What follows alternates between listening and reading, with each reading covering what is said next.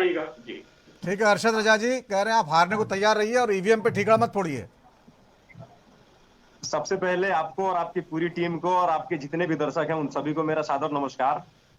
बाकी के पैनलिस्टों को भी मेरा सादर नमस्कार।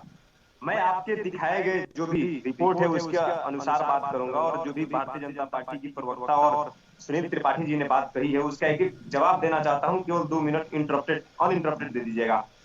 एक तरफ वो शक्ति है जो संविधान और लोकतंत्र की हत्या करना चाहती है, एक तरफ वो शक्ति है जो मणिपुर पर बात नहीं करना चाहती है, एक तरफ वो शक्ति खड़ी है जो लद्दाख लुटता हुआ देखकर भी खामोश है, एक तरफ वो शक्ति है जो अरुणाचल में चीन के द्वारा किए जा रहे कब्जे पर खामोश है, अब ये एक सब तरफ वो बोलिएगा फिर शक्ति आप है जो बोलिएगा हाथरस की इंटरप्रेट मत बिटिया पर करिए। चुप है।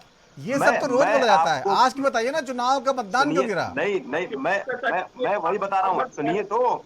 सुन, देखिए बीच में मैं बोलता नहीं हूँ, मेरी आदत नहीं है सुनील त्रिपाठी जी, और आप हमसे वो बात बीच में सम्मानित बोलने हैं, की नहीं आपकी है, कदर करता आप वो हूँ, सब इसके लिए बातें आप बोल चुप रहे हैं जो रहिए। रोज आपके प्रवक्ता बोलते मैं हैं। आपसे ये कह रहा हूँ कि तीन चरणों के चुनाव जैसे ही बीते, आज चौथा चरण का चुनाव था, पूरी भारतीय जनता पार्टी और नरेंद्र मोदी जी इस प्रकार बौखलाए हैं, इस प्रकार हार देखता हुआ हताशा और निराशा की ओर चले गए हैं कि मंच पर खड़े होकर खुलेआम पहली बार भारत के इतिहास में ऐसा हो रहा है कि देश का 15वां प्रधानमंत्री इस देश में चुनाव आचार संहिता का खुलेआम उल्लंघन करता है और इस वक्त चुनाव आयोग खामोश है।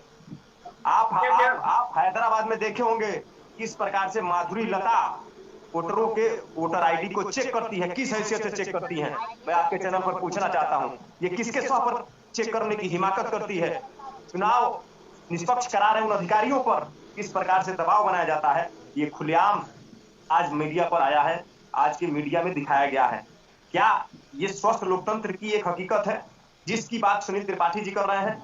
जिस 2014 में नरेंद्र मोदी जी ने 2 करोड़ हर वर्ष रोजगार देने का वादा किया था, किसानों के एमएसपी देने की बात कही थी, किसानों की आय दोगुनी करने की बात कही थी, महिलाओं के सम्मान की बात की थी, बेरोजगार युवाओं के सम्मान की बात की थी।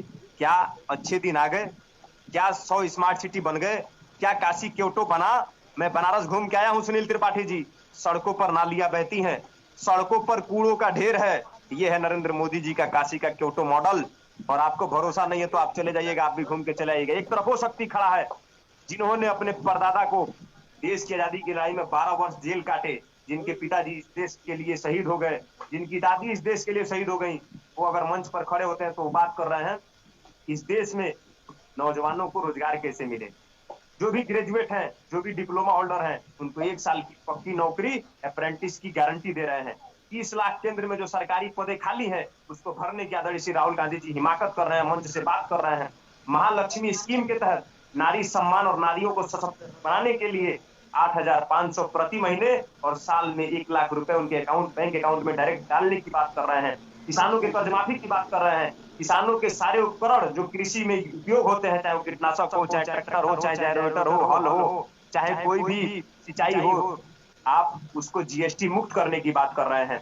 एक तरफ नरेंद्र मोदी जी हैं जो मंच से हिंदू मुसलमान मंदिर मस्जिद यही कर रहे हैं, बाकी उनके मुद्दे में न तो रोजी की बात है, न रोजगार की बात है, न कपड़े की बात है, न मकान की बात है, न ही शिक्षा की बात है, न स्वास्थ्य की बात है, न बिजली की बात है, न पानी की बात है, न सड़क की बात है, न कोई उद्योग धंधे लगाने की बात है। इस प्रकार ये पूरा स्पष्ट हो चुका है कि नरेंद्र मोदी जी हार देखकर हताशा और निराशा की ओर जा चुके हैं और बौखला करके खिसियानी बिल्ली खंभा नोचे एक कहावत है, गुस्से में आज हिंदू मुस्लिम मंदिर मस्जिद करने का कार्य कर रहे हैं।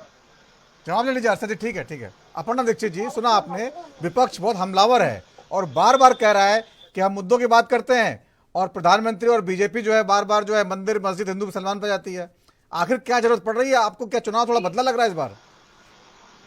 अभी जी मुझे कभी कभी लगता है